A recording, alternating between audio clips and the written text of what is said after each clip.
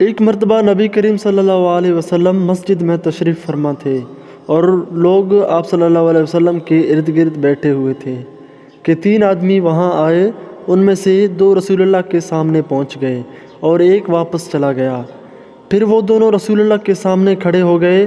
اس کے بعد ان میں سے ایک نے مسجد میں جگہ کی گنجائش دیکھی تو بیٹھ گیا، اور دوسرا اہل مجلس کے پیچھے بیٹھ گیا، اور تیسرا لوٹ کے چلا گیا۔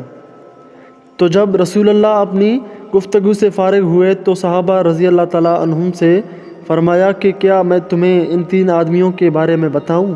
تو سنو۔ ان میں سے ایک نے اللہ تعالیٰ سے پناہ چاہی، اللہ تعالیٰ نے اسے دے دی، اور دوسرے کو شرم آئی تو اللہ تعالیٰ بھی اس سے شرمایا کہ اسے بخش دیا، اور تیسرے شخص نے منہ موڑ لیا تو اللہ تعالیٰ نے بھی اس سے منہ موڑ لیا۔ مزید اچھی ویڈیوز کے لیے ہمارے چینل کو سبسکرائب کریں اور ساتھ ہی ساتھ بیل آئیکن کو پریس کریں تاکہ مزید آنے والی ویڈیوز آپ تک پہنچ سکیں۔ شکریہ، اللہ حافظ۔